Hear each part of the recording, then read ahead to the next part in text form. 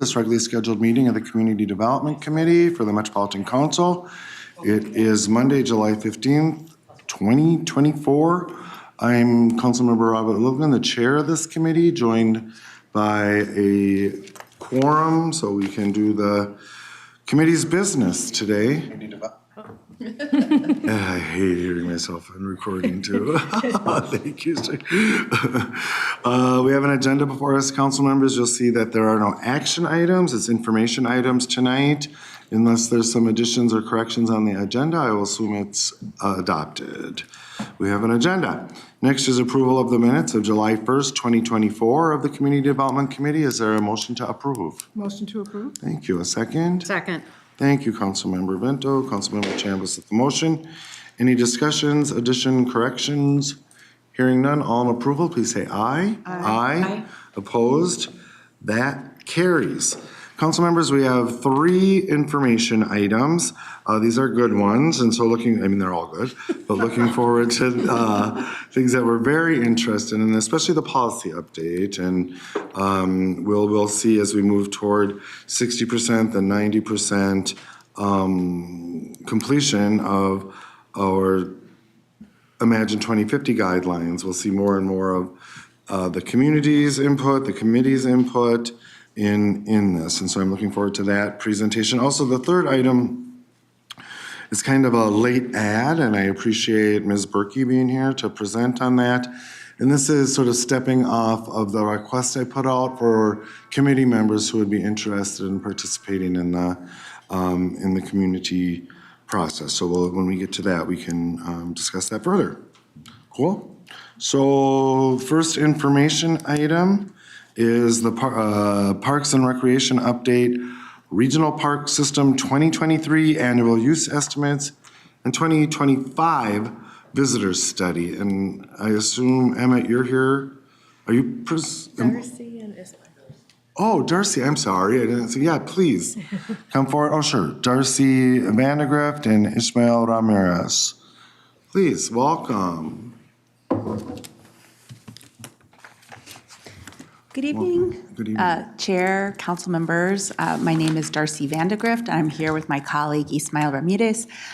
This is my last use estimate presentation here with you. I'm moving to a new role here within the council, and I'm going to, after presenting the 2023 use estimates, pass the baton and the clicker over to my new colleague. We're thrilled to have him here, Ismail Ramirez, who will share about the 2025 visitor study for which he's the project manager. So thank you. And Darcy, congratulations on your new. But they stay. Yeah, agreed.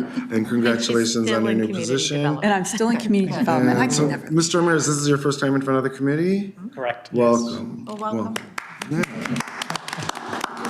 Mr. Chair, Yes. if I Councilmember could, at the Vento. MPAS meeting last week, Darcy didn't explain that she was staying at the council when she first introduced herself. So I was going into a very rapid panic. And no concern about you, Ismail, at all. It was just, as I told Darcy and the committee later, this presentation is always my favorite. It's just so fun to learn about the park use and the great value our communities and their residents put on this, so. Thank you, I'm glad you gave all the information up front, so nobody had to panic like I did. Thank you, Councilmember Bento. And it's agreed. You know, the thing that we heard the most at our engagement for the Regional Development Guide is how much our residents value parks and trails and getting out in nature for so many reasons. And for that reason, it's always fun to come and share the updated estimated visitation from 2023. So just to give a little bit of background, which I believe almost everyone here has heard before, the use estimates have been produced annually since 1995, with the exception of the pandemic the beginning of the pandemic in 2020. And it is research that's designed to meet a statutory requirement, which is to calculate each implementing agency's share of regional parks and trail system grant program dollars. And so the data is used for telling us that. And it also allows us to monitor trends over time. So we're looking, there are always changes from year to year, but we're always looking at, what do we see across the years? And so it helps us do that. And it's one of two ongoing research responsibilities. Although we do a lot of research in parks. The two pieces of research required by statute is the use estimates, which is done annually, where we count people and to estimate visitation, and the visitor study survey that my colleague Ismail will talk about, done about every 5 years, where we actually talk to people who are visiting the parks. So for the 2023 annual use estimates, it includes data from 128 regional parks, park reserves, and special recreation features. And it's the third year of using multipliers to estimate the number of people who are in vehicles, and also to estimate spring, fall, and winter visitation using the results from the 2021 visitor study. Next year, this year, 2024, will be the last year we will use those multipliers. So in 2025, when Ismail reports those back to you in 2026, they will be using the new multipliers from the new visitor study. So let's briefly look at how do we calculate the annual use estimates. So this is a true representation of collaborative interagency work. It begins with a schedule that we create that has a random sample of times and entrances, and this is drawn from all the possible entrances in each park and trail unit and all the possible times from 8 a.m. to 8 p.m. So we create a random sample that selects 16 two-hour time slots for each park and trail. And then it's a collaboration with our implementing agency colleagues, because they staff all of those counts. And they count during each 2-hour sample period all of the pedestrians, the cyclists, the vehicles, people on horseback, and buses and boats that are entering the parks and entering the entrance at that time. And these counts happen from the Saturday of Memorial Day weekend until Labor Day. And in 2023, the council coordinated and our implementing agency partners completed 2,000 hours of counts. So you can imagine, especially for our partners, this is truly a big process, a lot of effort, and I really appreciate and grateful for their work. The summer counts are then combined, so those 16 from each park and trail unit are combined with the previous 3 years of counts. And we do that so we can kind of smooth out anomalies in weather, closures due to construction, things like that. So we use 4 years of counts, so that's a total of 64 sampled counts for each park and trail unit.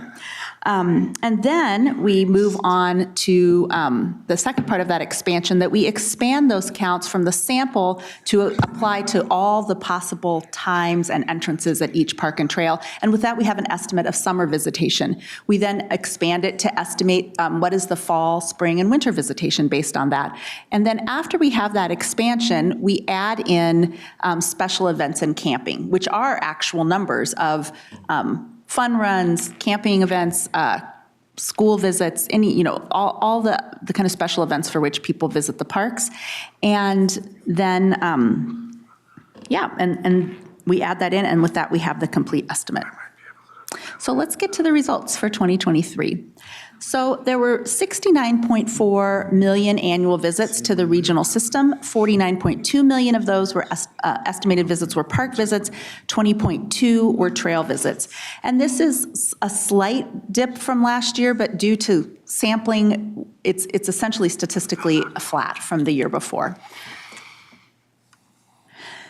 And we can look at several reasons why visitation was not increased from 2022 to 2023. There's typical variations in sampling counts from year to year.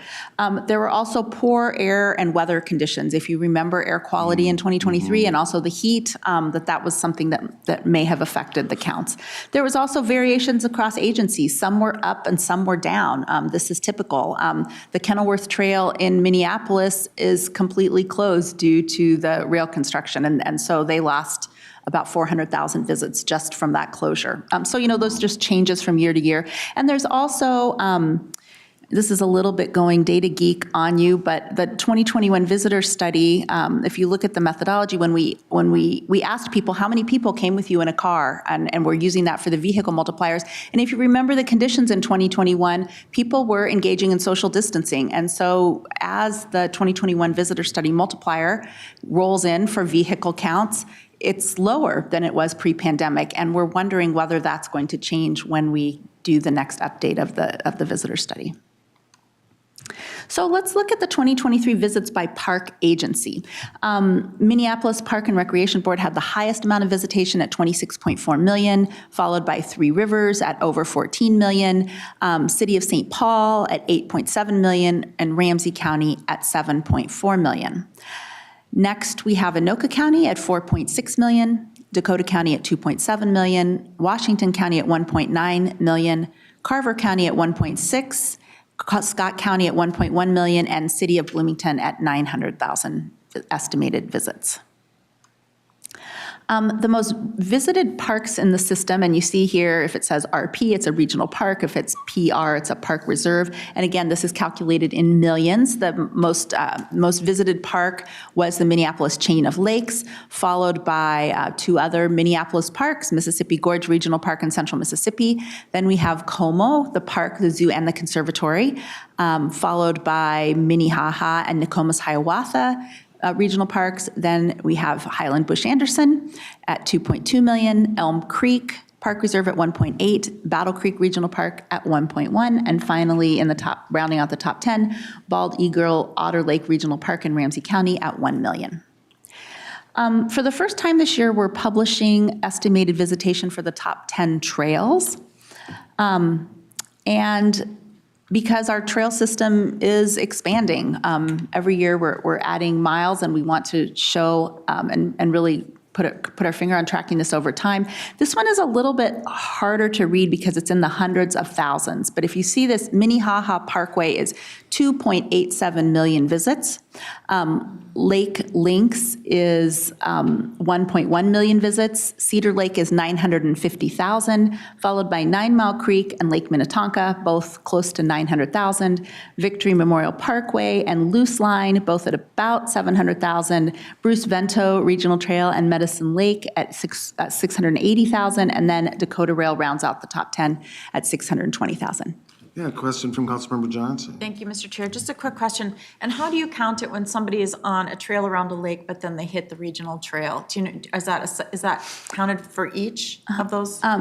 Chair and council member, yes. So it depends on if they are entering the entrance being counted at that time. Okay. So if they're already on the trail, they're not counted. Because it's assumed that that entrance would be counted someplace else. Okay, thank you. Thank you. Ms. Vandergrift. Okay, and that with that, I will turn it over to my colleague Ismail. Chair, council members. Yeah, welcome, Mr. Moose. Thank you. So the purpose of this visitor study is threefold. The first one is to help inform planning, policy, and management. We aim to gather comprehensive and rich data on park and trail usage, hoping that this study will provide insights that can guide future planning, decision, and management done by our partners, the implementing agencies. We also aim to evaluate and strengthen equitable usage of regional parks and trails in accordance to Imagine 2050 Parks and Trails Policy Plan. And this study will also continue to help us understand the usage patterns and to identify this equitable usage. And this data perhaps can help us enhance our understanding and improve the equity of these shared spaces. The third one, it'd be to update the data in funding formulas to help determine where funding goes for parks and trails. As my colleague Darcy mentioned, the visitor study helps with the multipliers, and this will be used for future and the future use estimates starting in 2025.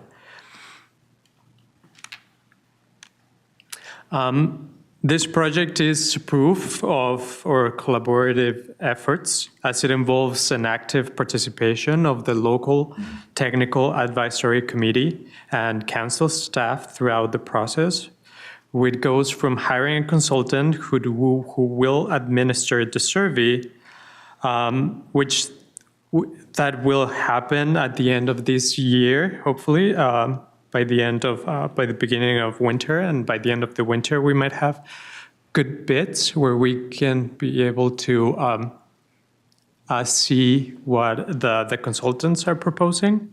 Then followed by a pilot study during this, and also the summer survey. The actual meat of the survey will happen in summer. And then the data analysis, the workshops with the implementing agencies and also the new multipliers will happen during fall in 2025. And we hope to have the complete study publication and all the data crunching and analysis during winter in 2025 and spring of 2026. And we hopefully for all this to be done in a timely manner, and we for sure we're presented for you. And I believe that is the end of the presentation. Great. Thank you, Mr. Ramirez. Ms. Vandergrift, again, congratulations on your new position and welcome to the committee. Thank you. Questions or discussion from committee members? Councilmember Wolf. What is the new position? You didn't say, you just said you'd still. I was curious myself. I am going to be guiding qualitative research at the council and focusing, still in community development, but also collaborating with other divisions. Great. Great to keep your expertise in the organization. Other questions, comments, discussion? Mr. Chair. Yeah, Councilmember Thanks for Johnson. a great report. I'm looking forward to it and have full confidence in you, so it'll be great to see what the results are, and appreciate the partnership that we have with all of our implementing agencies. It's a lot of work. I know I hear Three Rivers talking about it and have over the years, so thank you.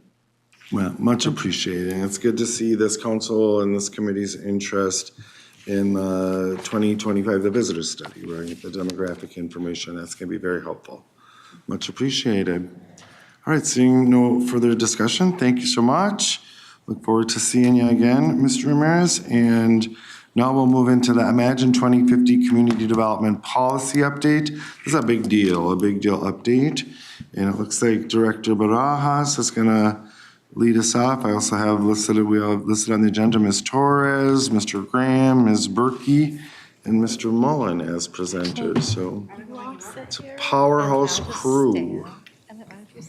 Yeah, and I'll just stand. Welcome. Good afternoon, council members. Director It is my pleasure to be in front of you this afternoon. My team members are going to do all the talking though, so I'm just going to kick us off. What we want to talk about today, as we're, and our staff teams are working really hard on getting our drafts ready for the release for public comment. You'll be seeing that in front of you in August. I know in transportation, they're already moving through all of the committee structures that need to go there. I think we're scheduled for MOSAC Water Supply Group this week, if I recall correctly, or very soon. So the different parts of Imagine 2050 are going through their respective processes. So before we get there, we wanted to talk about where we're at today, what changes you might expect to see in the public comment draft, what we've been hearing, and then talk about the rest of the process for the remainder of this year. So today, we'll go in this order on land use and local forecasting, housing, parks, and then next steps. And I will turn it over to my colleagues, and we'll just walk that in order, and then I'll wrap us up at the end of our conversation. Thank you. Ms. Torres, welcome. Thank you so much, council members. It's good to be back in front of you again. So since the 60% draft was shared at the CDC in May, we've continued to host discussions both with our regional partners and with the council's committees and work groups. Forecasts, which I'll defer to Todd to talk about shortly, and density have led the bulk of the conversations around land use and density. We'll conclude our last external engagement on density and land use is tomorrow, with one more remaining event hosted in partnership with Metro Cities on density. And I think those conversations have been going well.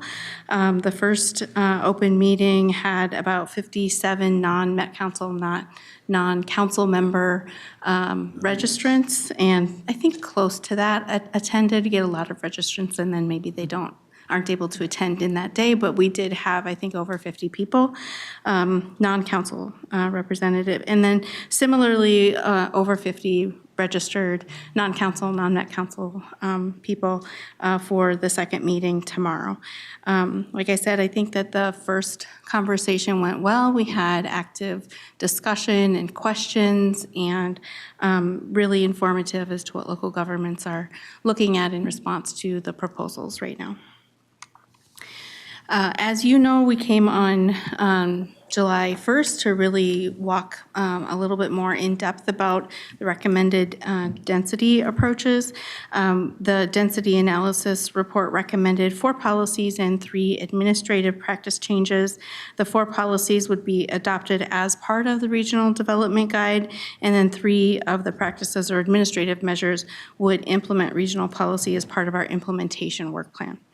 The conversation on the 3rd density policy bullet continues. So 3 down, the establish a minimum density requirement for all new connections to the regional sewer system. Excuse my squinting there because eyes, you know. That particular approach has really raised some implementation challenges at the local level, and so we're reevaluating that. In fact, this week, based on the direction at the CDC meeting on the 1st, we will be working with the RDG work group to follow up on that CDC conversation, and part of that will be in talking about that new connections approach. We have heard kind of consistently about the challenges at that one and have reconsidered recommending that one to move forward. But there are different options, and so we'll discuss that at the RDG work group on Wednesday. Up next for the land use and density policy, I think you've seen this before. Our conversations continue. So we will be updating the density analysis report and recommendations based on the last several months of engagement and feedback that we've been hearing. We're working on a TOD analysis and recommendations for that. We'll also talk about that with the RDG working group and with the Land Use Advisory Committee this week. We'll be working internally to think about a methodology to evaluate the practical feasibility of demand and development. That's one of the administrative approaches, and working through criteria for MUSA expansion, not only, again, with the RDG work group, but with the Land Use Advisory Committee. We will also be talking about TOD and the MUSA expansion with the Regional Planners Advisory Group that we do with Metro Cities every other month, and that's on the next agenda for that conversation as well. As always, we'll be balancing any revisions and weighing the feedback of underrepresented communities to ensure that voices are heard equitably, as we have intentionally done throughout the engagement process and development of this part of the regional policy. Because I am also the co-lead of the American Indian Advisory Council, I'll just go ahead and continue talking. The timeline and schedule is here for the work that has been undertaken with the Advisory Council. We started in March and have given a couple of updates along the way, including with both the full CDC as well as the RDG working group. Our next meeting is with the chair and the regional administrator, Ryan O'Connor. They will be visiting with the Advisory Council, talking about organizational change internal to the council, and so we'll be just talking through the recommendations of the Advisory Council on that part of the of the project. After that, we will be going to the Committee of the Whole in September. Thankfully, we were able to reschedule that originally. You might remember that this was originally scheduled in August, but we had many absences from the advisory council members themselves, and they do want to attend, and so we want to encourage that. So we moved that back to September 4th, and thankfully, there wasn't anything else on the Committee of the Whole agenda that day, so we're still feeling pretty positive about that and really look forward to bringing them, introducing them to you and you to them, and having that full conversation. Ms. So- Charles, if I can just enter, Yes, just to please. note, and I know several of the advisory council members who are traveling now, July and August are big months where people return to their home nations for ceremony.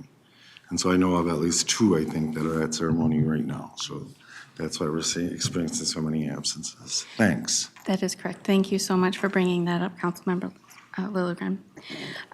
The work of the advisory council has really, over the course of 6 months-ish, 5 months, 6 months, has really resulted in several overarching policy and operational commitment recommendations and policy commitment recommendations.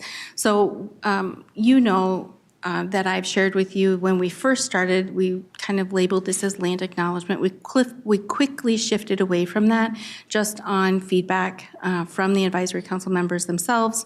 They've not had positive experiences with land acknowledgement, and we actually need this to be meaningful, actionable, and commitment-oriented.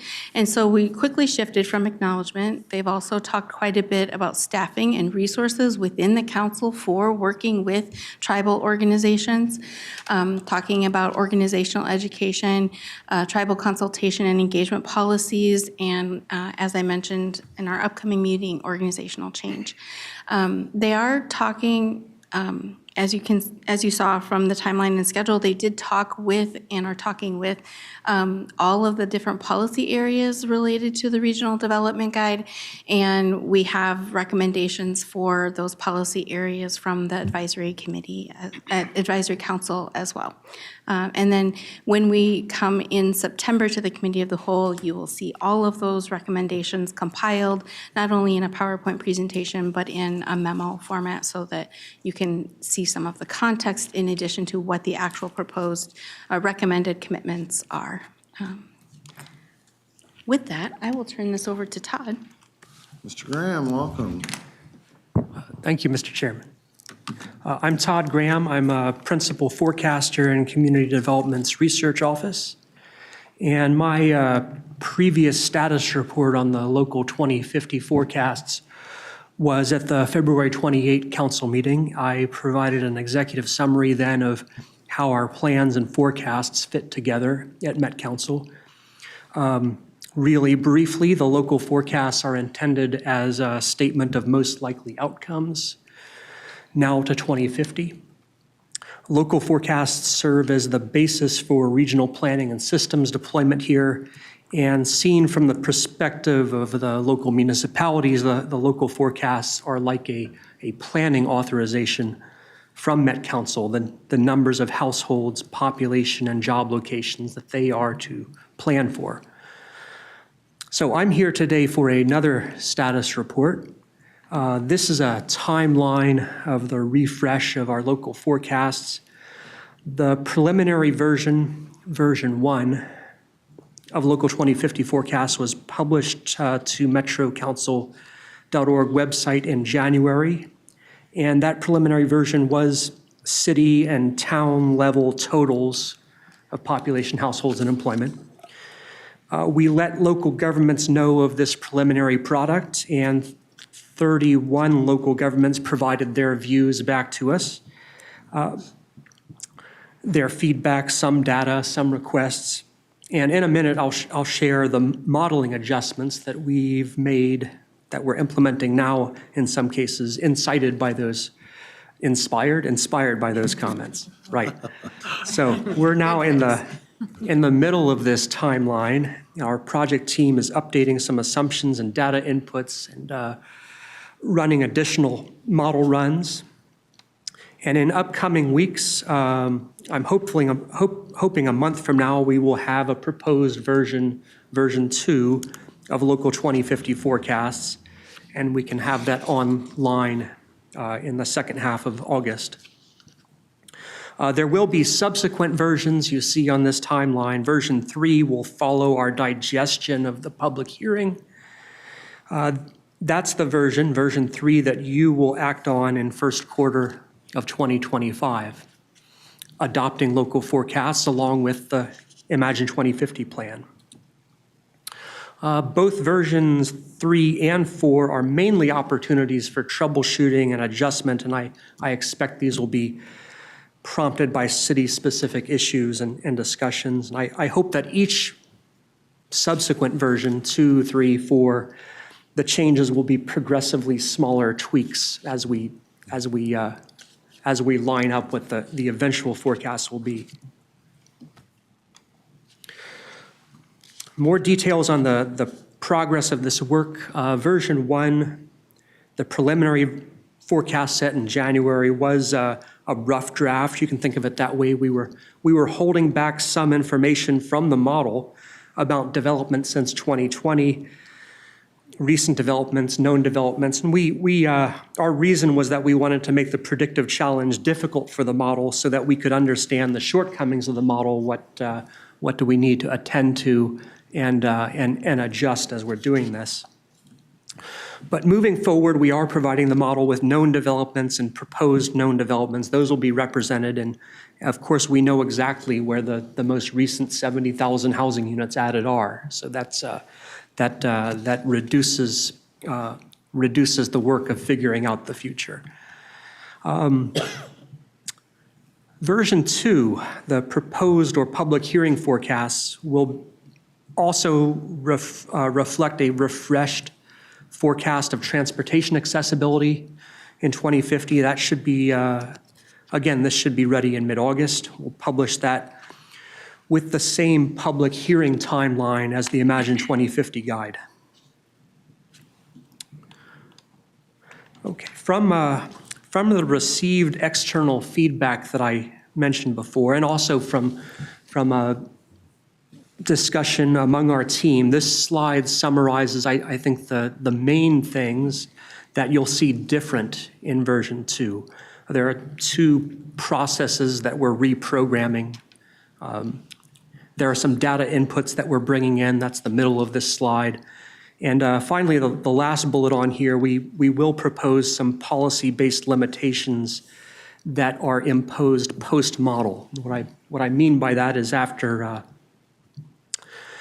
the predictive model work is done. I said earlier, as far as local municipalities are concerned, the local forecasts are a planning authorization from Met Council.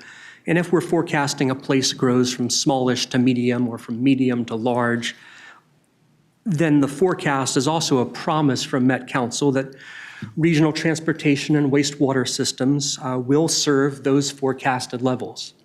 So that's what Met Council brings to the table. We have sometimes held back our consent for greater numbers or reined in the expectations because we are budgeting growth for a 3,000 square mile region, and we need the forecast to sum up to reasonable totals. But this last bullet is policy-based limitations is something else. The local forecasts are a planning authorization, and we're recommending as staff that the council limit its consent in places where excess growth would otherwise contravene metro policy or state policy or state court orders. Mr. Graham, can I just interrupt you there, please, with a question on that last point? And is that a different way for us to approach this? Is this how we've approached it every 10 years?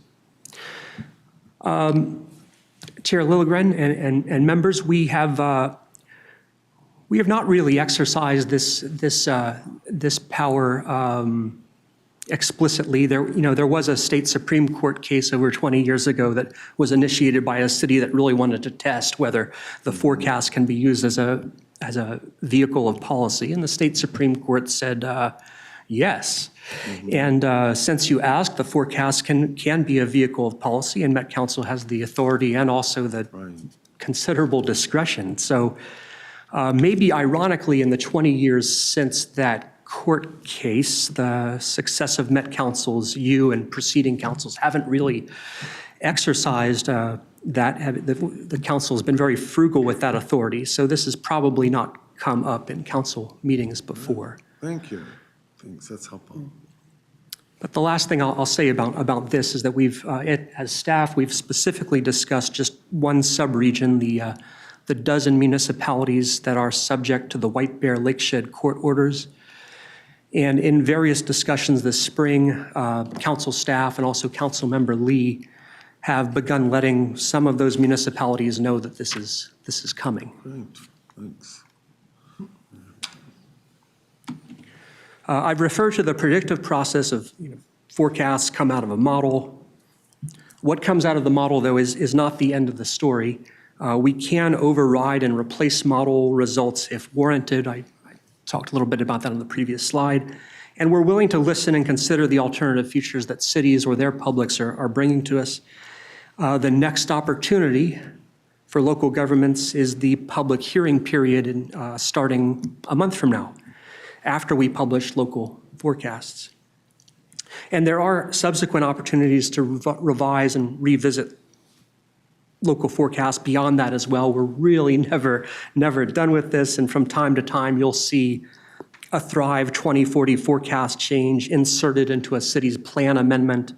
There are a couple cities with requests that we're now considering, and I'm thinking of asking one of them, can you just hold on this for a month and let's talk about the 2050 forecast instead.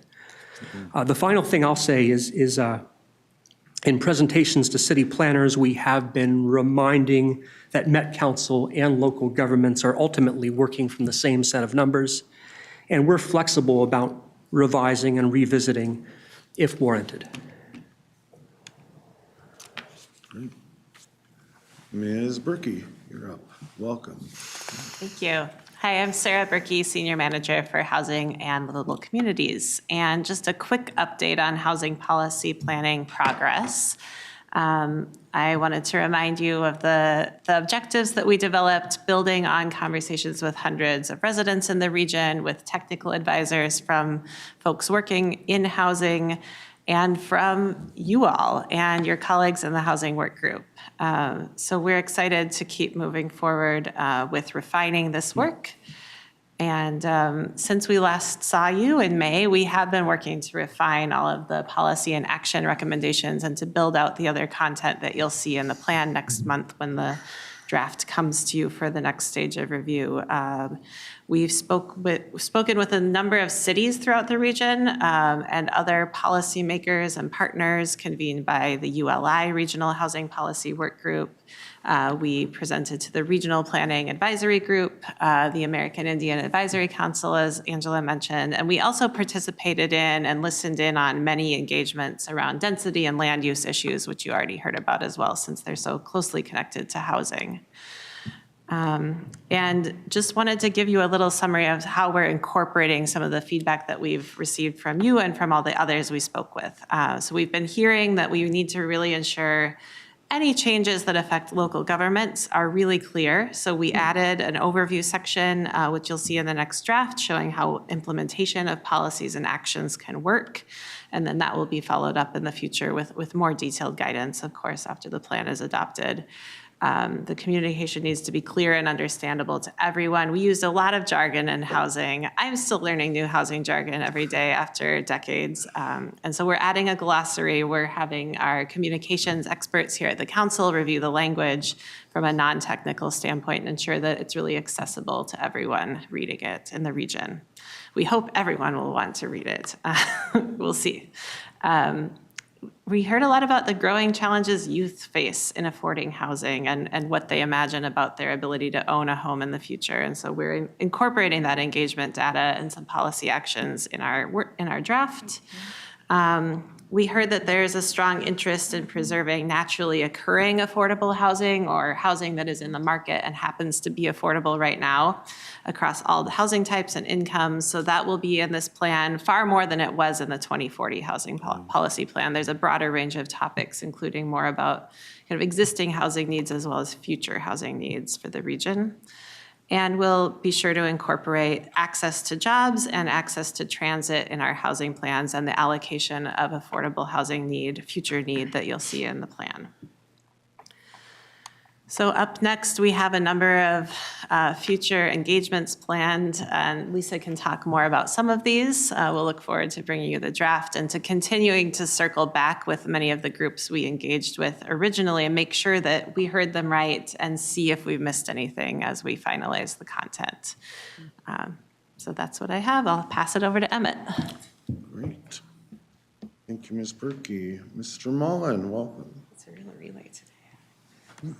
Thanks, Chair Lilligren, members of the committee. I'm Emmett Mullen, the Regional Parks Manager. Good to be here. I am appreciative to talk about the progress that we've been making on the Regional Parks and Trails Policy Plan ahead of our public comment draft, which I can assure you we are working on hard. So, who have we been talking with? Here's just a sort of I'll start at 1 o'clock. This is the clock. So we've been talking with a lot of people. We have monthly meetings with our regional park implementing agencies. We've been bringing out plan content to those regularly. We also have 9 agency council work groups that really we're using to really get into the details of the Parks and Trails Policy Plan. Our last group met last week.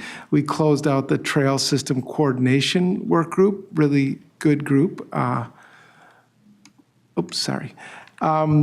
We were met with the Parks and Trails Legacy Advisory Committee. That's a committee that I help staff with the State Park Director and the Greater Minnesota Regional Parks and Trails Commission. So had a great conversation, particularly around cultural landscape classification that we've kicked off that idea with you. We also went and spoke with the American Indian Advisory Council and had a very positive conversation. It's very clear to us that this committee or council, as well as the American Indian community, are interested in having a strong relationship with regional park implementing agencies, and that's great. We have been working with the Metropolitan Parks and Open Space Commission monthly, as Councilmember Bento can tell you. And we've met with the Community Development Committee. I should have said the Committee of the Whole also several times. Good to be back. So that's who we've been talking with. And now I just wanted to focus 2 slides on what we're hearing. The first is just with the Metropolitan Parks and Open Space Commission. Overall, we've got very strong support for the plan, the development and direction of the plan. They have recommended a few improvement areas for us around being more consistent in our terminology, as well as some of our demographic references.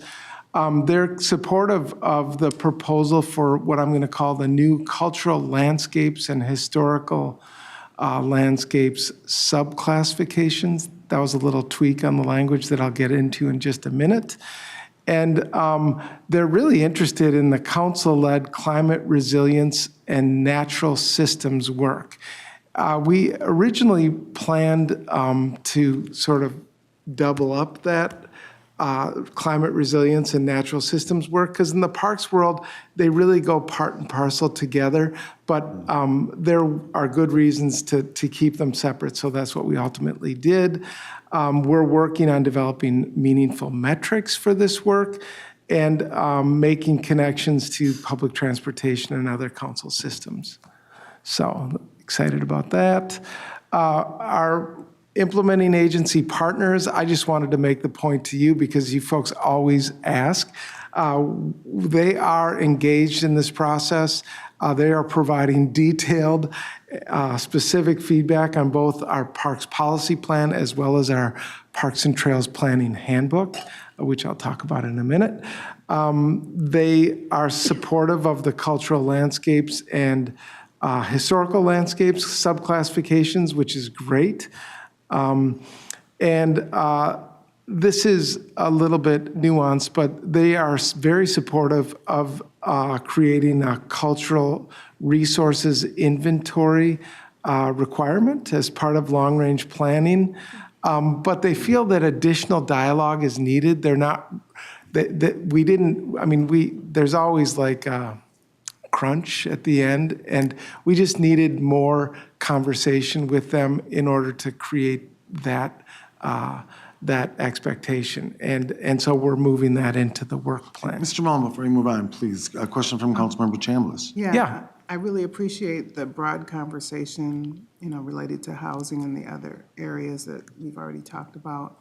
And I'm very happy to see that many of the ideas that Met Council members have brought forward are being implemented in Imagine 2050. It's not just, a small subgroup. I think having this cultural resource inventory is going to be very valuable in helping us to meet the needs of various communities, because each community is different, and this type of subclassification and inventory is going to really help us to understand what the needs are in our local areas within the region. So thank you for listening. Thanks for that, Councilmember. I agree. Mr. Mullin, do you want to make a comment? I was just going to thank Councilmember Chambliss for saying that. And I think that she's right. This is something that the council members have spoken about. And I want to just say that the park agencies are really open and excited about this. They almost see it as part of the natural resources inventory like they do, but it's a cultural resources inventory. So those two things really could go hand in hand. Some agencies are already out of the gate and doing this work, and others are just wanting to get into it, so. Question from Councilmember Johns? Thank you, Mr. Chair. And I mentioned this at a previous meeting. As the region continues to grow and change and evolve, and people, continue to decide to live here, move throughout the region, diversity continues to expand and grow, it's important that we also somehow denote new cultural places of interest that aren't there yet today, but will be as people, move and change and find home and plant roots. So I just, looking back, looking today, and looking forward, and how to help local governments and community include those in developments, and how to, I don't want to say classify, that sounds very scientific, and yet that's what we're doing here, but just to recognize it, I think is really important. It's not a look back, but it's also a look forward. Well, thank you. And Ms. Mullin, I have a question on a second point on this slide, and I'm wondering if you could say anything about the underpinnings of the support for cultural landscape and historical landscape subclassification. Is that because implementing agencies see it as a potential funding stream, or is there a movement to protect, restore, mitigate harm done in cultural landscape and historic landscapes, or what's motivating that? Chair Lilligren and council members, great question. I think that there is a lot of motivation to do things differently. I am thinking of the city of St. Paul right now, but we could talk about a number of agencies and their work at Indian Mounds Regional Park. Sure. That park, as you know, has been through a transformation. And the cultural landscape subclassification, so now I'm going into the weeds, but so we have regional parks, we have park reserves, we have regional trails, and we have this classification called special recreation features. In getting into this with the agencies around, should we add a separate cultural landscape classification?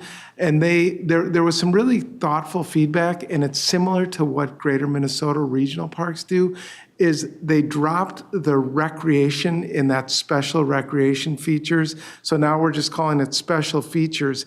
And there's an overt statement that recreation does not have to be part of the unit. So as the city of St. Paul has found, Indian Mounds Regional Park it's akin to a cemetery. And so recreation really doesn't fit that. Certainly learning, reflection, and honoring relatives is all part of what is going on there now. But that park is just being transformed. So there's a real interest in moving that subclassification ahead. So we're recommending that as part of the 2050 plan. The historical landscapes subclassification, that's going to be another one, but that's one where we kind of ran out of road in the planning process, and we just need a little more time with the agencies to discuss it. So that's one that we're going to move into the work plan and commit to doing it in that 2025 to 2028 timeframe. Thank you. That's very helpful. Thanks for all into the weeds. It's very helpful to understand. Yeah, Councilmember Vento. Oh, and Emmett, you may have already said this, thank you, Mr. Chair, but you may have already said this, but some park agencies have far greater capacity to take on these tasks than others. Some park agencies are very, very small staff-wise, and frankly, the staff is their most valuable resource when it comes to getting the job done, so. Great point. Thanks. Yeah, Councilmember Wolf. Thank you, Mr. Chair. Are you going to be talking more about this on the next slide? Because I can wait. I think I am. I can't really remember, but I'm pretty sure. And if not, let's get back to you. Cool. All right, thanks. Mr. Mullen. So significant changes. So this is, I thought that was there. So modify special recreation features classification to special feature and creates two new subclassifications. One is that cultural landscapes that we're moving forward with, subclassification, and the other historical landscapes, that's going into the work plan. So, and it does not require recreation be part of the unit. So I jumped the gun on the last slide, sorry, but Chair Lilligren, you kind of got us in there. Okay. So I'm now going to go to the next bullets, if that's okay. But if anyone wants to ask about that first one, I'm happy to discuss it. Both Councilmember Wolf and Councilmember Carter would like to question. Yeah. Thank you, Mr. Chair. I'm trying to get my head around exactly what that is going to look like. I mean, I understand the Indian Mounds part, but given that we don't have enough funding for the system that we have, I'm a little worried about like stepping on the toes of the Minnesota Historical Society and other organizations that do historic preservation. So if you could sort of talk a little more about what the guardrails are on there.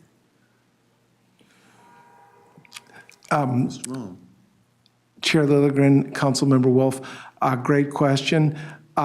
This proposal creates a classification or a subclassification that's one of ours.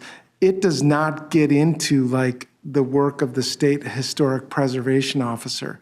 While we'll work with them, and we've been talking to the State Historic Preservation Officer, we are not interested in duplicating what they do. So when there are, I always think it's funny because I once saw a presentation that SHPO is not a four-letter word because they were saying, we're here to help you. But the State Historic Preservation Office has expectations and does a lot of work. Like I'm thinking of Coney Island of the West. You know, they were out on the island doing inventories with park staff. They will continue to do that work. We are not, but what we're doing is recognizing, and it's particularly the city of St. Paul that's ready to move here. So what we're doing is talking about changing a current classification of regional park at Indian Mounds to this special features cultural landscape classification, which is more appropriate. And it says more to the public that this is not a place of recreation. This is a place of learning. This is a place of honoring. This is a place of reflection. Councilmember Wolf? Thank you, Mr. Chair. But will there be other properties that are to be acquired for this? And how do you decide which ones that would be? Chair Lilligren and Councilmember Wolf, I don't know any today that are new ideas that will. I think it's more than likely, and this is just my guess, and Councilmember Vento could probably know more, but I think the city of St. Paul is going to break off the subunit of the Bruce Vento Nature Sanctuary and reclassify that as cultural landscape subclassification. I don't think that's a surprise to anyone. And that is, currently, it resides as part of the Bruce Vento Regional Trail. I think the proposal will sort of create that space to be one. So in some ways, it's just a recalibration of the existing system. There's another aspect of this that I think is really interesting, and I'm just telling you, there's a lot to figure out. But I think that there's a lot of potential work to be done within existing parks and park reserves where there are sacred spaces that we're waking up to, and that there is some need to protect those areas and maybe redesign them slightly so that these areas are protected for their cultural importance, importance to certain communities. I'm just thinking about the chain of lakes recent plan that came through here. We talked a little bit about the Cedar Lake part of that area and how there was some designing doing of moving active recreation away from some areas that just are really important to the Dakota people, and so that isn't something that's done in a super public way because there isn't a desire to call attention to them, but it's work that needs to be done to protect spaces.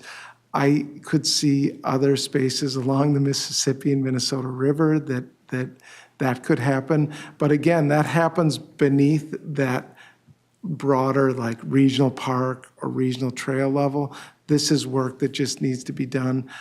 Three Rivers Park District, in talking to them about that, they were funny because they're like, wow, this is kind of new territory for us.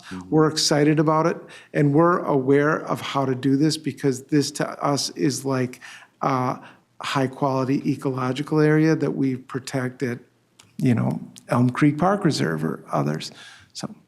Okay. Thanks.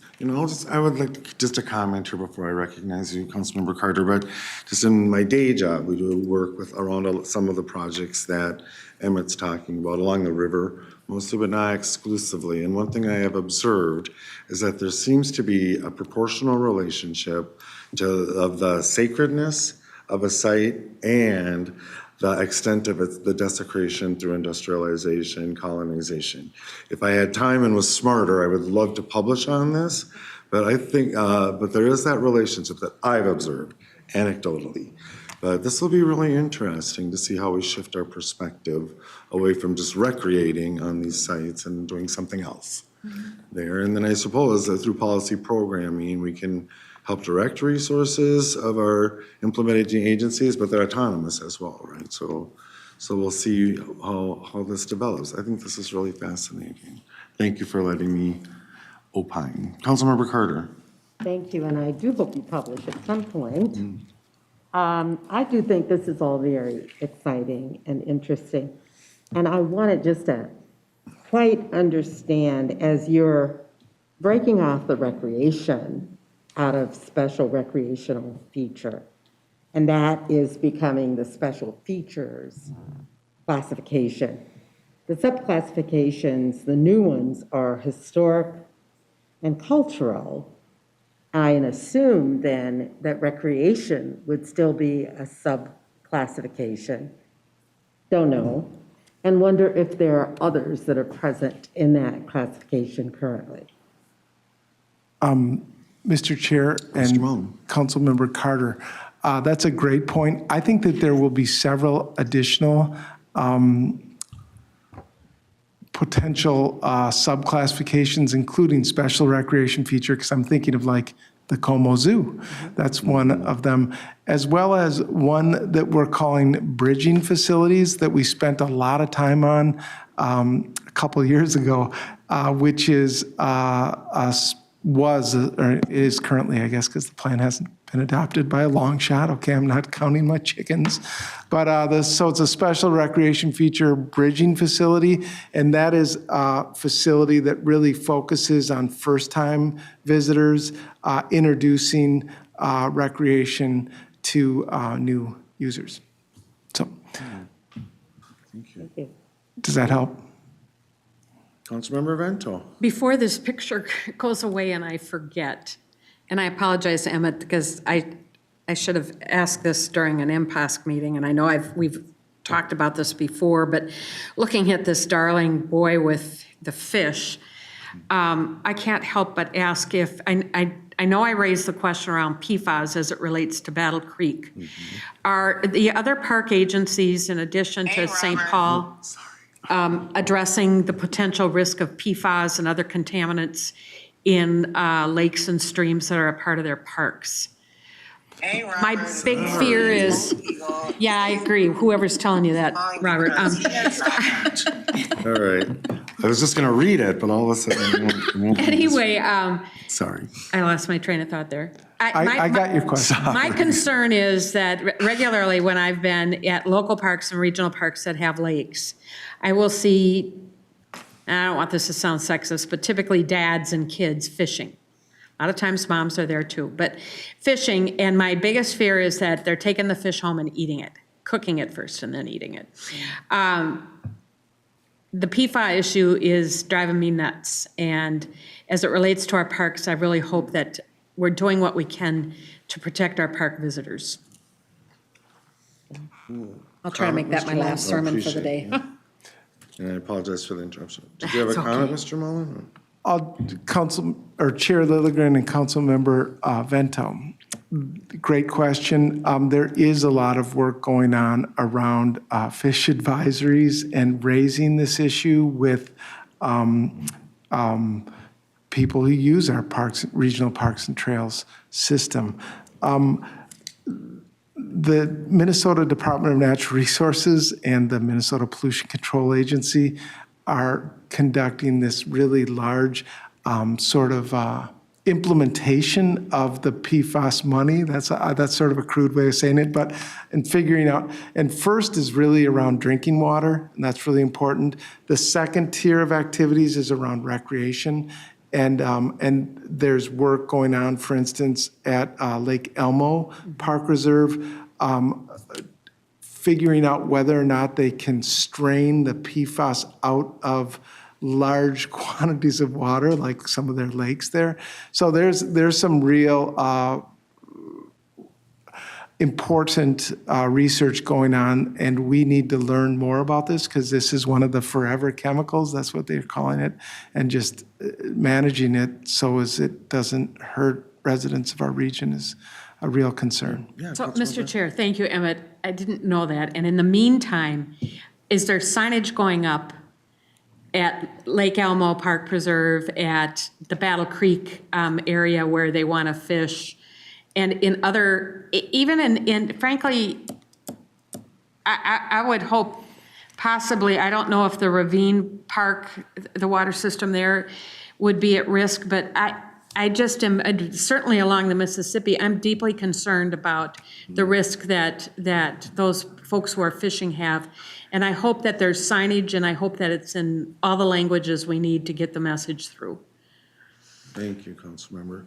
For this discussion, was it Councilmember Johnson? Did you ever hand up? I'll be really brief. I think And this is Councilmember great. Johnson. And outside of our park implementing agencies, yeah, I'm tired today. I think it's interesting too, because local governments can, I think, do the same thing within their own city parks, so that this spreads across the region so that we can catch a wide net and making sure that we're being respectful and understanding, these important spaces for whatever use or designation that they have. I mean, I just think this is really great work, and I just appreciate it. I think it just gives a whole different approach even to comp planning and deciding, ahead of, let's just raise whatever that was and we don't care anymore and put something else on top of it. It really helps to understand history, because everything has history. If it's a cornfield, it has history, right? So I just think this is great, and I hope if local governments aren't already doing it, I hope that they'll catch on and be working on things like this too. Well, thank you. Further discussion, Councilmember Chambliss. Oh, yeah, I really like the commitment to these modifications that are being made. And it's going to help educate us about what the cultural needs are and their priorities and their values, and how they want to use our spaces and why they use the spaces. If people are fishing with their family members, there can be, cultural values associated with that. If they're eating the fish, sometimes I see them, fishing when I'm on the trails, and I'm like wondering, are they eating that hungry? So I think this opens up that conversation a little bit more. And that's great that we can be a part of that. Thank you. Thank you. Yes, Councilmember Wolf. Thank you, Mr. Chair. People are absolutely eating the fish that they catch. That's why they're there, is for dinner. And if you go late in the evening, you see even more people because they're there after work to get dinner for the family. My youngest son is an angler, so he throws the fish back. But he likes to fish, in regional parks. And he's had people offer him money for his fish. Don't throw it back. I'll give you, however many dollars for the fish because we want to eat it. So there's a huge demand for fish for consumption, and that's a big access place. I mean, as a region, we have amazing access to water bodies compared to other places. But there are a whole lot of people that are there for dinner. As I thought. Anything? Well, yeah, Janice? they are. Is there a place they can fish where it's healthier? Can we provide fish for families if this is the way that they eat and they're hungry? We're getting a little off track, but my point is that this opens up that conversation, and we are a part of that when we set our policies, and maybe we can work with other partners to find solutions based on that. I mean, we're monitoring our visitors and what they're doing, if they're fishing, if they're eating the fish. Perhaps they're doing other things that are important for, families to be together. I know in Brooklyn Park, they have a program where, the police fish with the young men in the community. It creates a bonding situation, and I know for a lot of young folks, especially young boys, that's a big bonding activity. Even if it's not their dad, it's with somebody else. So just being a part of this and looking into the value that these spaces bring is really important. Well said. Thank you, Councilmember. Anything else right now? Seeing none, Mr. Malling. Well, thank you, council members. I'll get back to it. I just wanted to recognize, I do agree that fishing is part of being Minnesotan, and people love to fish. And regional parks and trails are great places to go. So the second bullet on this, I will really be done soon, is around advancing equity by acknowledging our shared history. We have modified the language you first saw in the 60% plan. However, we're really coordinating it with the larger regional development guide. But it is really important to talk about our history in an open and honest way, and we're trying to do that with this. Second to last bullet, elevating and strengthening the importance of natural systems and climate resilience work. This has been an area that really needed to be strengthened in the Regional Parks and Trails Plan, and that is happening. And thank you for laying out those very clear, big level goals. And then strengthening the council's commitment to regional trail system coordination and the regional bicycle transportation network. I'm super jazzed from the latest work group that we've been working with.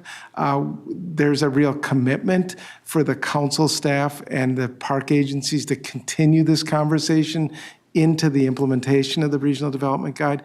People know that we can do even better in the coordination between the Regional Bicycle Transportation Network, which is enormous and exciting, and the Regional Trail System, which is a really critical part of that system. So, and this is my last slide. I kind of thought that last one was. A few other ones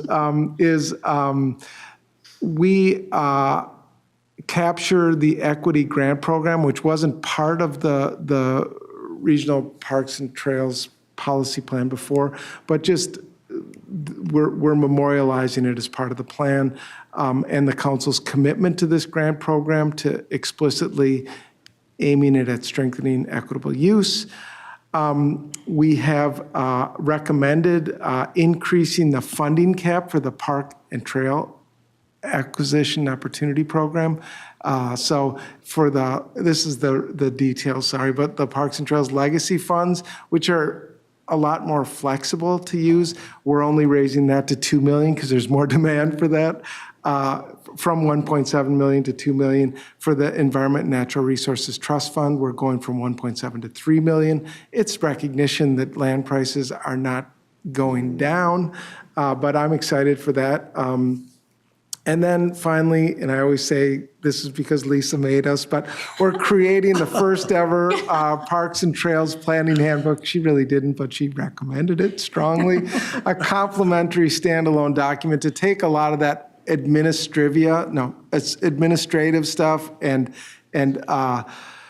more detailed contextual information we're putting into this handbook, and that's coming along well, and that will go along. We're not going to bring it through in August because we're just too darn busy, but we're going to bring it forward in later on. So stay tuned for that. I'm sorry, Emma, before we go on, Yeah. I said that Councilmember Wolf had to step out for a minute. And Councilmember Wolf is always very interested in what we do with the acquisition opportunity funds. And so Emmett just outlined that there's an increase in both the Parks and Trails Legacy Fund and the Acquisition Fund to reflect that increasing cost of land. And so I thought, I bet Wendy wishes she was in here for this. Yeah, thank you. Thanks when we can channel each other. Right. And Mr. Councilmember Chair, if I could get more information about what sort of balances we have in those funds and what sort of acquisitions you're looking at in the next couple of years, that would be helpful. Cool. Thank you. And thanks for letting us circle back for just a minute there. Cool. Mr. Mullen. And with that, council members, I am complete. I think I turn it over to Lisa. Thank you. Director Barajas. I'm sorry, Councilmember Vento. Before you wrap things up, Lisa, I have a couple questions of Sarah. Sarah, when you were talking about the youth cohort, how are you defining youth? So for that, we were referring back to the presentations you've already seen from the groups that Angela's team worked with, and just really trying to integrate those findings into our housing planning work as well. So it's I don't remember the exact Ms. Torres might definition. be able to enlighten us on the parameters for the youth leadership. I will, Chair and Councilmember Vento, I believe it was ages 14 to 21, but we can follow up and confirm with that because I know if Darcy is still here, she knows for sure. She's To giving us a 24. Okay. 24. I was close. Oh, I was so close. I guess my only concern is that as it relates to housing, I mean, I get where there are young people ages 17 or 18 and above who are now living on their own. I don't quite get the 14 and 15-year-old, but that may be because I'm old and I don't know what 14 and 15-year-olds are doing anymore. The other question or suggestion that I have is that we consider doing similar kinds of engagement, possibly starting now, but definitely in the future with older citizens, ages 55 or 62 and above. I think we continue to really be missing a conversation with them. And for sure in the next 10 years, as it relates to housing and parks and everything, transportation, you name it, that population is going to have growing and in some cases, almost borderline emergency type needs.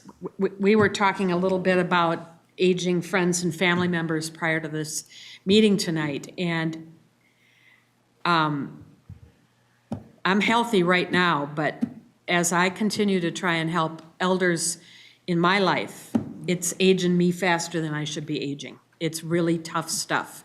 And we as a council really have an obligation to address those issues to the extent that we can. Thanks. Yeah. Said. Ooh, all set? All right. Yeah, Director Chair- Bra, oh, I'm sorry, Chair Ms. Lilligan, Murphy. I could just respond to that quickly. Thank you for mentioning, Councilmember Vento, that, and it is certainly in our plan. There's a big focus on needs of an aging population, and our staff have been working with research team to try to understand what's ahead. Also, when we're planning for the next decade of work, today's 14-year-olds will be 29, and what we're planning for in the next decade. And so it really is relevant to at least think about what the aspirations and needs will be there. Sure, Councilmember Vento. I would just like to note that we've got current and former staff and current and former council members, current and former local leaders, and a whole lot of other citizens who could be an active part of the conversation as it relates to older population needs. Be a good pool of people to think about. Director Barajas, take us home. Thank you, Mr. Chair. I think Councilmember Wolf had a comment before I jump in, maybe? Thank you. I'm sorry, Councilmember Wolf. I'm Thank you. Thank you, Mr. Chair. I just wanted to follow up on the youth question. Ultimately, everybody would like to be able to afford something better than what they have unless they're like uber wealthy. And I understand why youth would want to move out and whatnot. Some people move out because they don't have a choice, which happened to me when I was 18. But for those who have a choice, they kind of have the obligation to do what's within their means rather than look for somebody to subsidize what they're, if you have somebody that you can live with, we have a limited ability to help people who can't help themselves. And if you can, you kind of gotta deal with whatever life has given you in terms of a roommate or living with your parents or whatever those sorts of things are. I don't want to give people the idea that we're that we're Santa Claus handing out everybody's goals for their life. Thanks, good points. Cool. All right, Thank you, Director Councilmembers. Barajas, yeah. So, Round, you heard a little bit from Sarah already. We have continued engagement. You will be hearing next week, Wednesday, from our art and policy team on the visual artist collaboration. Amanda, Ellie, and others presented earlier this year at a committee of the whole about this overall project, and they'll be coming to you with really exciting next steps and some preliminary schedule of events as well that we think will be really exciting and a great opportunity for some of those, for council members to participate in those as well. Angela already talked about our timing of American Indian Advisory Council recommendations, so we wanted to make that clear as well, because we'll be receiving, our council members, you'll be hearing those recommendations kind of whole cloth after we have released our public comment draft. You'll see that schedule on the right-hand side, so we want you to be aware of some of those changes, or at least some of those public inputs that you'll be receiving during our public comment period. And then our teams continue to circle back with all of our partners and stakeholders around the region, and in addition to reaching out other places, but reaching back to our technical advisory groups, community exchange session groups, local government partners, implementing agency partners, continuing to ask, like, did we hear you right? Is this language understandable? Does this, even if you don't agree with us, does this language make sense? Is it intelligible? Does it read right? And as Sarah was saying too, is it too much jargon? Are we speaking plainly enough for it to be understood? Our formal next steps are on the right-hand side of the slide here, and you'll see we step into our formal recommendation process, starting with MPOSC on August 1st, and then coming to you all on August 5th. We're recommending release of that public comment draft that will include the parks, the land use, the regional goals, housing, all of those elements will be in that, incorporated in that. So you've seen and spent a lot of time in this committee around objectives, policies, actions, the regional goals work.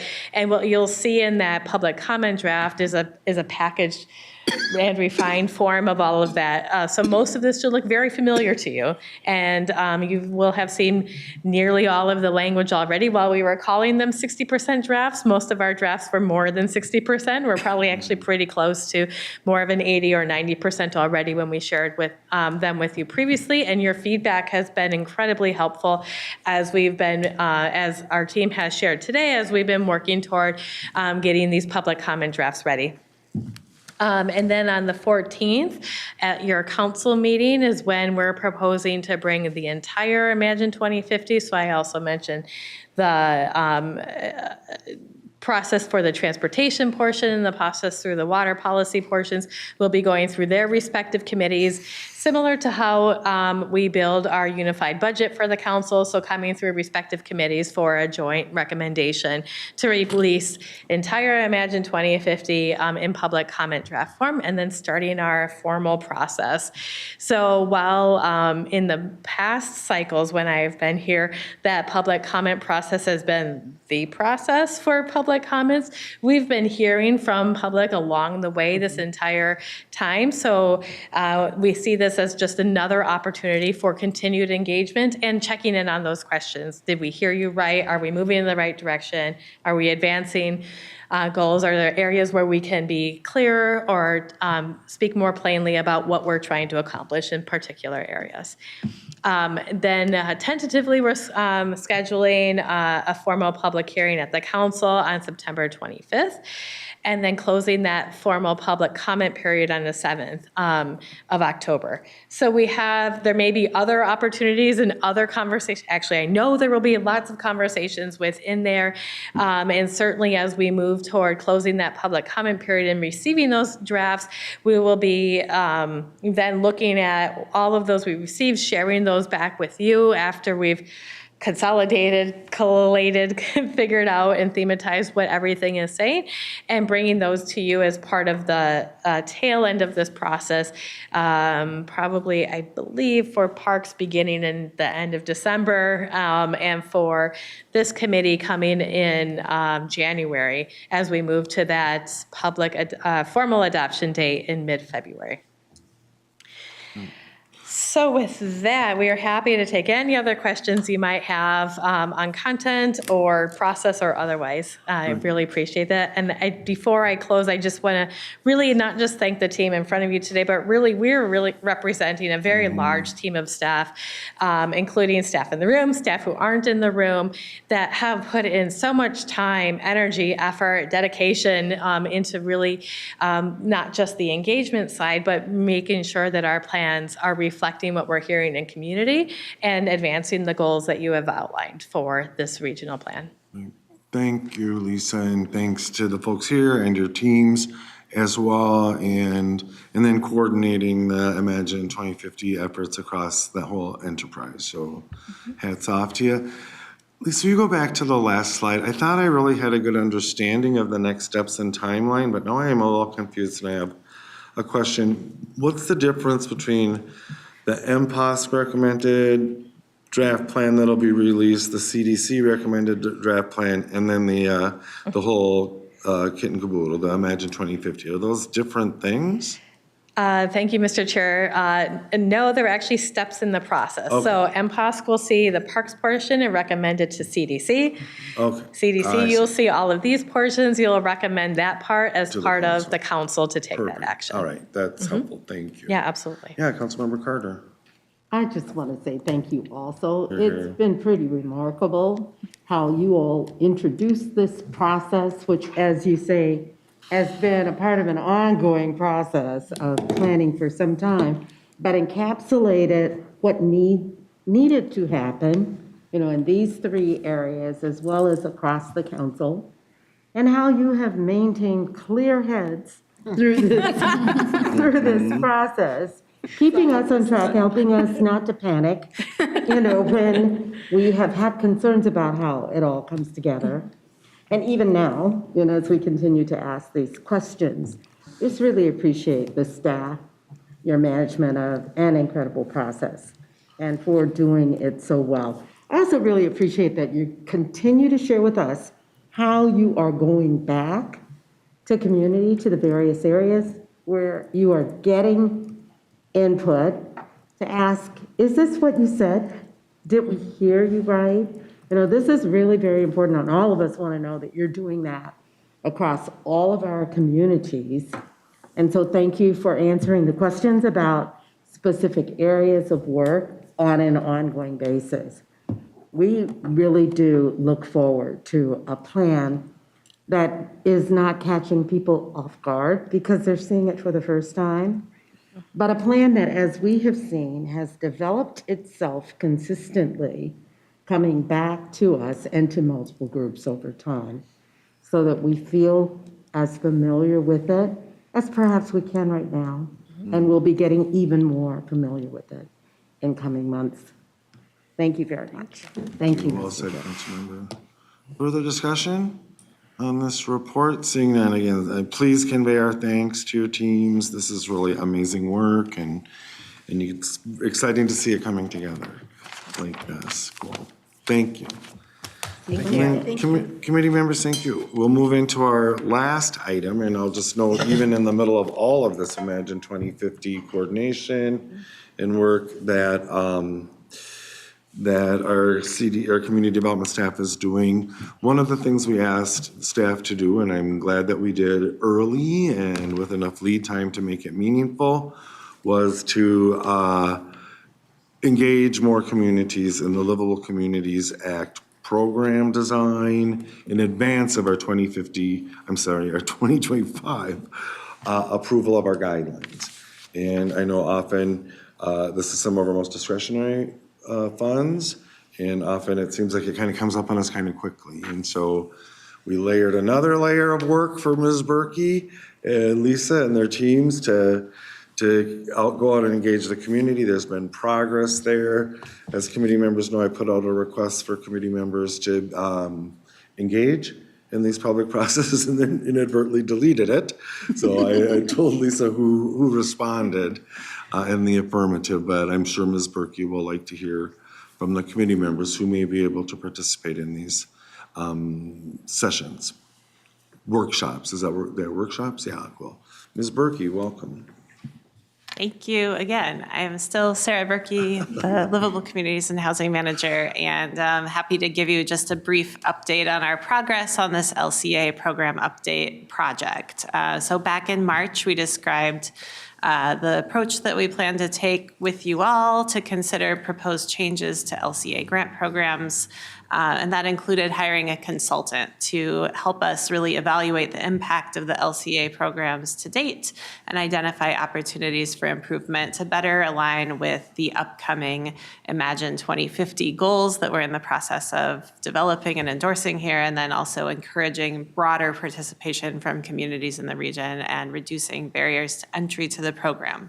So those are still our goals, and we've made progress. It's gone a little slower than I hoped when we came to you in March. So part of this is a timeline update and also an opportunity for you all to understand some touch points and opportunities to be involved. So we just identified a consulting team and actually had our first meeting with them this morning. It's Ellen Waters Consulting and partnering with MK Bailey, who's I think some of you may know and some of you may have worked with in other contexts before, but we're excited about getting started on the work with them and having them on our team to help lead us through this work.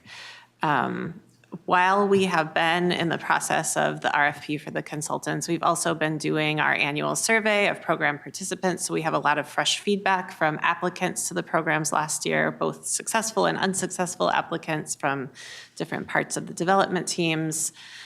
We conducted interviews with 8 communities that were really intended to target a wide range of perspectives on LCA programs, and we have detailed findings and themes that we can analyze from those interviews. And so all of that will be shared with the consulting team as well. And then we're partnering with Metro Cities to set up 2 workshops in the next couple of weeks to engage with communities throughout the region on LCA and offer a really open forum for discussion about what people like, what they know, what they don't know, and what they hope to get from the LCA program in the future. So we're really excited about that, and that's what Chair Lilligren was mentioning. He had been in touch with you all about hoping to find a couple of representatives of the council to serve as a liaison to that work and promise to report back to your colleagues about the discussion. Staff will be there as well, taking notes, trying not to really lead the conversation, but just trying to listen. So all of this will lead toward some workshops that we can do with you all as well. And I'd be happy for your ideas about what formats would work best. And we can talk about the schedule. There's a couple of dates in September and October that could be available for those discussions. And then the consultants will work with us on summing up and synthesizing all of this data, assessing the strengths of the program, assessing some opportunities that you could consider for program guidelines that could both be incorporated to some extent in the next program year. And then if there were major changes, we're realizing we really would need to go back out to our partners, stakeholders, key folks in the region to make sure that the plan is right. We don't want to change everything and surprise people either. And so it's a balance of wanting to act quickly and wanting to do it properly. And I would seek your advice on the right pace there as well. So that's where we are today. We're getting started on this new phase of the work and looking forward to working with you all. Cool, thank you very much. And the folks who responded, so we kind of settled on the number between 2 and 3 council members at the workshops in part. Yeah, so, and I think that's a good number, but I think Councilmember Wolf responded positively, Councilmember Chambliss, right, that you'd be interested in attending these workshops, and it was you, Councilmember Bento, correct? So that's what we've heard from so far, yeah. Had indicated on the leadership meeting, and I let Michael know as well. Okay, perfect, Mr. Chair? yeah. So these 2 meetings are a week apart at the end of July on Mondays, and they're both at Columbia Heights City Hall from 1 to City Hall. 2:30. Is there a reason why we picked the same place at the same time rather than going in different places in the region, maybe at different times to try to catch a different group of people? Ms. Berkey? Yeah, Chair Lilligren, we settled on that plan with Metro Cities that's hosting the event. Their thinking was that this is a brand new site that people will be interested in coming to and fairly accessible. So they were recommending doing both at that location for that reason. But we're also currently getting RSVPs, making sure that we have the right number of folks to move forward. And enough confirmed. If it seems like we're not going to get folks there, we can assess and adjust to. And we had talked about doing an online meeting, noting that we get really high participation rates for those online meetings, but also that the participation doesn't seem as good. And so trying for in-person meetings is our first strategy. And Mr. Chair, Councilmember Johnson? not to micromanage, but from somebody who also has to set up meetings in my day job, can you think maybe to have hybrid where people can come listen in but have your more robust discussion? I don't know, I just know that this is just these are good opportunities, right? And we're really trying to cast a wide net to get people to participate. I would like to do this very, very, very, very, very much on a 1 to 10. I'm a 20. It's just hard, again, to get dates. And for those of us, anybody who has a life and a busy calendar, to just be able to clear your calendar far enough in advance so that you can do the work. And I just want to continue to say, and I know we're working kind of at the speed of light here around the council, and I really appreciate it. And especially, I love the consulting group you've hired. I've worked with Ellen, and she's great, so have so much faith in this. But it's just hard if you have another job that you need more time than a week or two to manage that. So, I would love to be there. I don't know if I can. But this is something that just for me is representing community, well, we all represent communities that are not participating in LCI. I'm just trying to figure out what's the thing, that they need or are looking for. So. Thanks. And Sarah, you're the contact person, right, to help coordinate the council member participation, is that right? Yeah. Cool, and then I'll just remind us that this outreach effort is specific to Metro Cities. And so they've been very helpful, as I understand, in helping to kind of shape this and coordinate it. Cool, yeah, Councilmember Wolf. Thank you, Mr. Chair. Are we inviting county people that do housing stuff or, CDA kind of people also?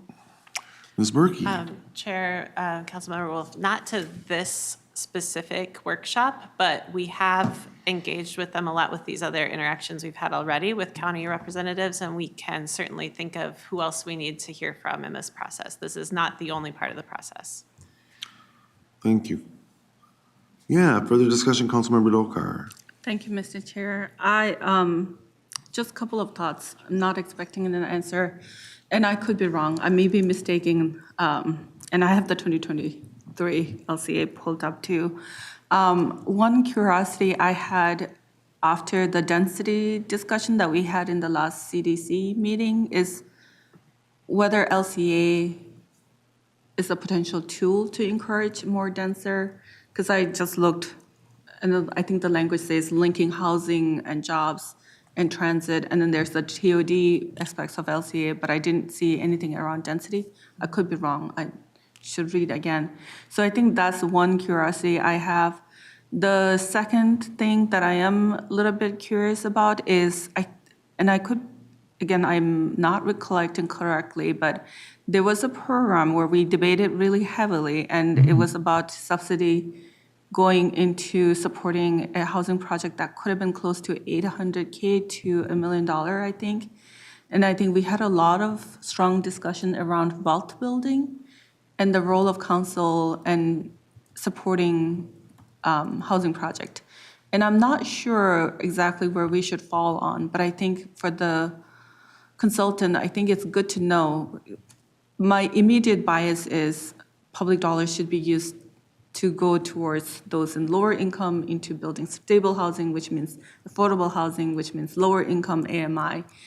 But when we talk about wealth building, yes, that builds wealth, but that's more of a stable housing that you're providing versus actually taking concrete efforts to make sure people can own homes that actually grow. But I think at least that recollection of CDC meeting is, I don't think council members felt quite comfortable subsidizing housing projects, even if it means wealth building around like $800K to like $1 million project. So I think the number I saw was like 80% AMI, and I don't know what the right AMI is. And I think that's one big question I think I have. The third thing that's been sitting on my mind, and it's not in this committee, but it actually came up in maybe Committee of the Whole and Transportation Committee, is, the Blue Line project, Botno expansion, is raising the anti-displacement policies and prevention of anti-displacement, and I think the legislature pulled $10 million that was already allocated in the previous term. And I think the question, one of the council members, and I'm going to forget who raised it, is what is the council role in helping raise the match? For the $10 million that is there, but not allowed to be used until there's a local match.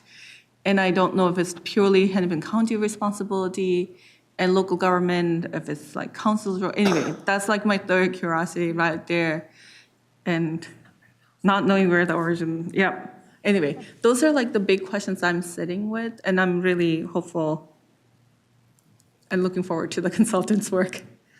Thank you, Councilmember Dolkar. I know Director Barajas has a response. I think we're not certain yet what the conditions of the match is for the 10 million, and I think that we're still working to. Yeah, Director Barajas. thank you. Sarah and I are not the right people to answer that question, but we will get to the right people and get the answer for y'all, and we'll share that in addition to a couple of other items that we've talked about earlier today. Okay, thank you. Thank you. And Ms. Berkey, I'm sorry, did you have any other response for Councilmember Dolkar? And then I'll call on you, Councilmember Johnson. Yeah, thanks, Chair and Councilmember Dolkar. About density, yes, I think LCA grants are an incentive for any policy, any regional development policy that the council has. And so the form of development that we encourage is something that LCA can certainly be an incentive for. And that's really, it's a very flexible program in terms of the statutory authority to be able to support home ownership, wealth building, rental housing, living wage jobs projects, and all sorts of compact and connected development, everything that supports the goals of Imagine 2050, which is why this is a good time to look at, what's changing in our emphasis as we go into this new decade in our planning cycle. Thank you. Thank you. Councilmember Johnson. Thank you, Mr. Chair. First of all, think Patty Nowen at Metro Cities is great, 'cause she texted me that they've sent out invites to 40 cities, hoping to get 20, hoping for 20 cities at each meeting. We're keeping an eye on how many people plan to attend. We also will do a follow-up if we don't get a high level of attendance for these in-person meetings for additional feedback. They're very committed to getting feedback from cities. So another great partner in the work, so thanks, Thank you Patty. for sharing that.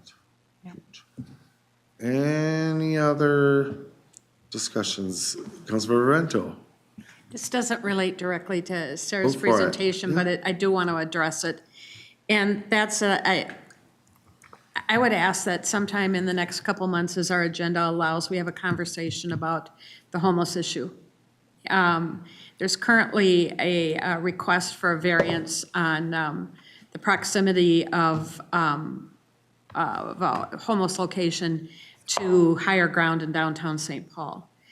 And I have been concerned for a long time, even prior to coming on the council, about the growing concentration of the homeless in both downtown St. Paul and downtown Minneapolis. I think those two cities have been expected to take on way more than we as the people of Minnesota should be relying on them for. I was at HCMC last week and was approached 3 times asking for assistance, and this was in the middle of the day. And as shortly after being approached the first time, a worker who was walking over to the hospital with me said that, oh yeah, I work in downtown St. Paul, I run into that all the time in downtown St. Paul.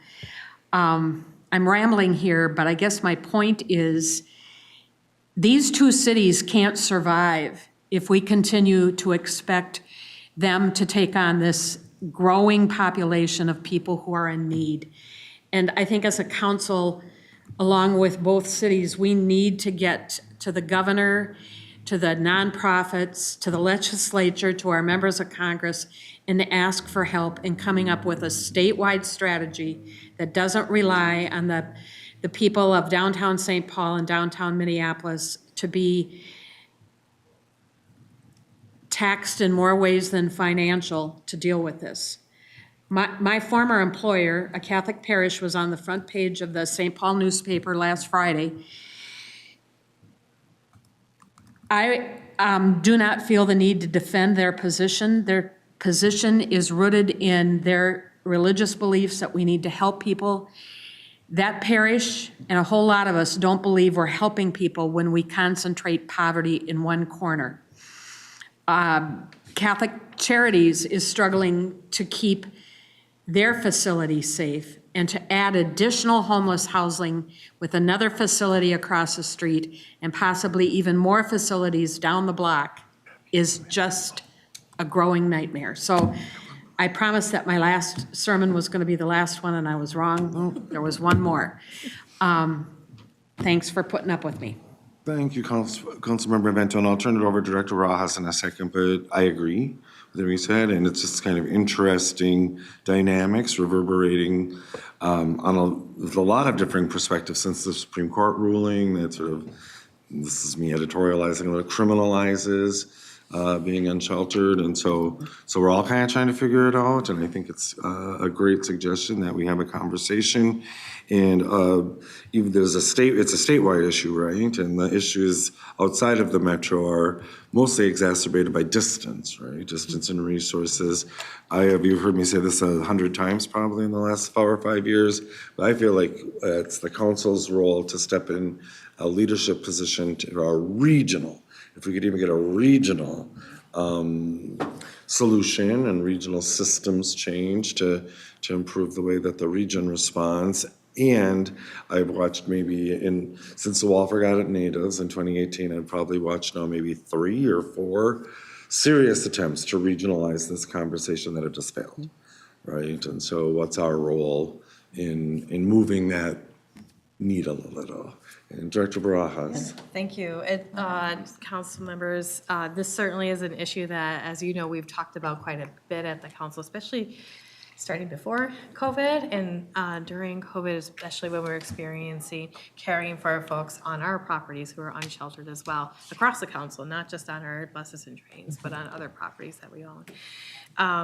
With Ryan and his experience on board now, our regional administrator, it's his experience at the county doing work. And we certainly, when he was in that role, we interacted with him and partnered with the county as well on coordinating services and approaches. But certainly we are in the process right now internally of coordinating our staff work around homelessness and thinking about exactly what Councilmember Lilligren was saying around a regional approach. There's a lot of, well, we do this and they do that, but that coordination across lines, if you ask folks who are currently unsheltered, their last home of address or their last unknown address, it is not going to be downtown St. Paul or downtown Minneapolis, but that's where all of our services currently are. We know that there's some efforts by other counties to stand up shelters, that some more successful than others. It certainly is not the always most welcome land use in some neighborhoods, which is also unfortunate. But certainly that's some of the local context when things don't move forward.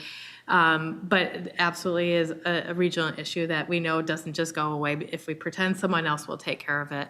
On kind of the preventative side, what you'll see in our housing policy draft is on that prevention side. So we're internally coordinating on our operational approaches. As you may remember, through our housing authority, we've received a number of federal vouchers that we have put into use like almost immediately, incredibly successfully. We've served over 200 families, and those families, very few of them have turned out of the program. Those vouchers all continue to be used, and if someone stops needing their voucher for whatever reason, we're very quickly able to turn around and connect them with other folks in partnership with our transit colleagues on our homeless action team. But we're happy to, I can talk with our regional administrator about how we might coordinate an update on this work and where we're going, especially as we think about preparing for winter months, thinking about upcoming legislative session, even just seeing, sharing with what our teams are seeing on the ground every day too. Sarah, I don't know if you want to talk a little bit about some of the sort of prevention end work in the policy that we're looking at. Ms. Berkey? Yep. Mr. Chair, Yeah. could I just throw something in? This is great. I mean, what we try to do is tremendous, but we can't do it alone. No, not at all. We can't do the chemical dependency and the mental health work. So I guess my point is, we've got to create a bigger landscape for this. We're not going to move the needle doing it by ourselves. Agree Mr. 100%. Chair, I mean, we don't really hold the gavel on that either. Right. Right. You know, Well, nobody does, right? That's No, but kind I of- mean, well, when you think of people with power, I guess some people think we have power at Met Council, but, I agree, we're all on the same page here, but the hot potato just keeps getting passed around. And so. Hotter. And I think that it's important to, for us to know what we do and what we do and do it well.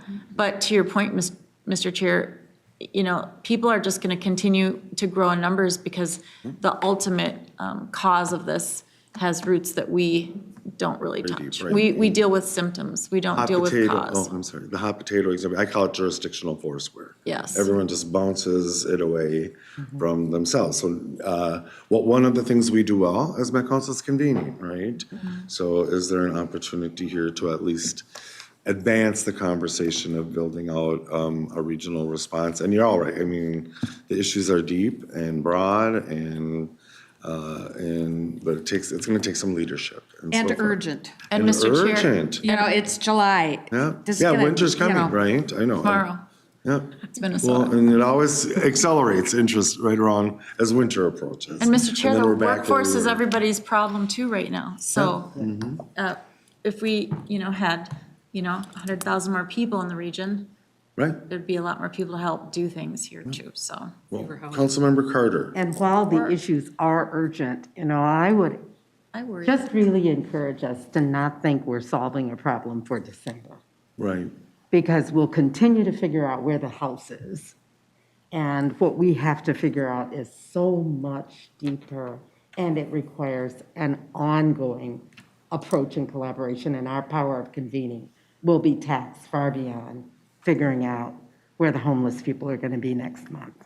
Thank you, So Councilman. thank you very much. When Mr. Chair, Governor Dayton convened, Yeah. you know, I mean, I don't want to give up, but it's very daunting because you've had, you know, when Governor Walz was first elected, he brought in nonprofit and corporate leaders that donated money right away. We were at, I believe, the Indian Center. Minnesota Indian Resource Center. Yes, thank you. And it just, I had high hopes, right? But now I'm getting used to how the system really works. So, I mean, we're all in. We have to be just as human beings. But unless we have other people that want to get into the conversation with us and stay for the long haul. Exactly. So you touched on something here, Well, Councilmember Bento. Mr. Chair, if I could, Please. I keep saying I'm going to shut up and then I don't, but Yeah, you don't have to say that anymore. We like no, hearing from you know I won't. But No critical. I have good friends who frequently have talked over the years, and I'm to the point now in my life where I'm beginning to think the way they do. We used to love to go downtown St. Paul, to the Ordway, or downtown Minneapolis, to the Orpheum or the Dakota, go out to dinner. We don't do that anymore. We don't feel safe anymore. And we as a state have made major investments in downtown Minneapolis and St. Paul, including transit. Those investments will only survive if we address this issue. It's a goner if we don't get serious about it. I And agree. I don't think urgent describes our timeline well enough. Thank you. I'm going to turn to Director Barajas maybe to close up this part of the conversation, and I do think we have an excellent ally and resource in the new regional administrator, and some of the work that Ramsey County has done is really exemplary. So congratulations to you, Councilmember Carter, as well. So, but it is a huge conversation, right? Daunting, as Councilmember Johnson said. Thank Director you. Barajas. Thank you, Mr. Chair, and council members. Really appreciate the conversation.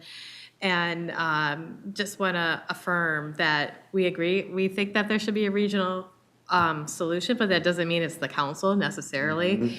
But convening that conversation, and certainly I think some of the language you'll see in our housing policy plan, when that comes to you, includes exactly this conversation about preventing the work that we can do on our side of preventing homelessness, but also raising that issue and expectations for all local governments to be thinking about that. We see homelessness actually across the region. It's just most visible to you in the core cities.